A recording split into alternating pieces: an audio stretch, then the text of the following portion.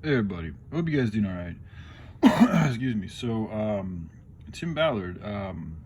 Now his soul, I'm picking up on is like I do believe he really does in his heart have a true intent and to help out the kids. And I don't know all the specifics of what he already has done. I do know he was involved with government agencies, and based on the level of corruption here in America, it's hard to know how much like good you're even able to do in these industries because they're so corrupt.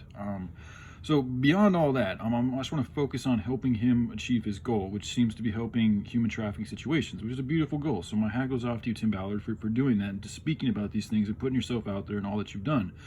Um, so the idea that I've shared, especially because okay, like he's the one who shared how these kidnappers get a lot of these children is from war-torn, destitute third world countries without good infrastructures, without good police, without good communities, without a lot of really like just good things. And so that leaves a vacuum, especially if there's a war, some type of catastrophe that comes in, the parents get killed or they get separated or something happens. It leaves a vacuum for kidnappers to come in and swoop up, not just children, but also just adults and all types of people.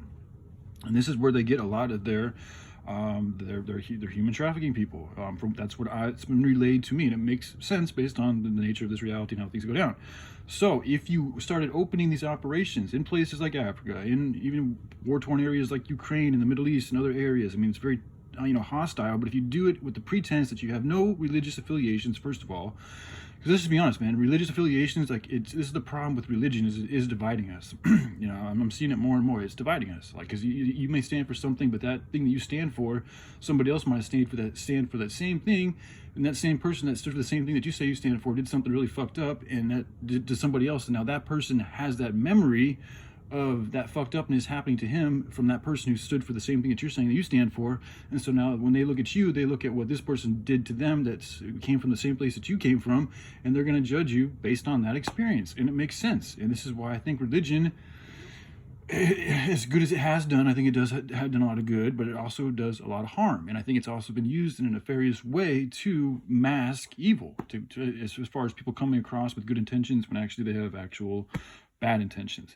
But anyway, my point that I want to focus on is the specifics of what can be done to help the situation out and help this gentleman accomplish his goal, which is to counter and hopefully eradicate human trafficking.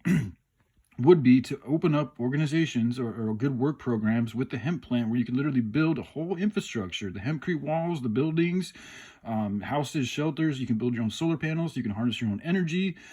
You can help remediate the soil. You can grow your own foods. You can, with 3D printing technologies, you can literally offer products like water bottles, tables, chairs, anything plastic can essentially be made out of hemp. And it's non-toxic. It's biodegradable. It's good. It's harvested in 4 months. It's literally the green herb in Genesis 9:3 that gives us all things. And it's meant to die within 10 months anyways. It's literally meant for us to use. And we're not using it because the nefarious agenda that has sway over this planet right now does not want us using things that God told us to use, if that's what you want to go about. But it is in the beginning of the good book that the green herb and the green plants were to give us all things. And yet we continue not to use them for all things. We continue to use a dead oil that came from the destruction and decay and death of animals, millions, if not, I don't know, thousands, millions, hundreds of years ago, I don't know, from some time ago, that's been laying dormant in the ground, doing its own thing, resting essentially, and we suck up that oil and use it to power our motor vehicles, which produces poisonous gas for us and the rest of this environment. It's insane, but that's the reality that we live in right now. And the more hemp that we grow, the more we counter this. So not only would you be countering climate change and use this program by growing and selling it, or exchanging hemp and developing work opportunities for hemp, but you would also be developing a sanctuary for these children and adults to come to and be protected from child kidnappers, because it'd be an enclosed area. You could have guns, you could have trained people, and that's why I also like to get into training the locals how to protect themselves and how to use firearms. And there's even theories to say that you could make firearms out of hemp. So you could also provide all the equipment for people to protect themselves and to counter these evil forces in these really war-torn areas with the hemp plant. So, you're somebody who I've already seen you went on Aubrey Marcus's show and he gave you $100,000 at the end of the show. So, you clearly have, connections that I don't have. And so, I'm just trying to share knowledge that might help you get your job done a little bit better, man.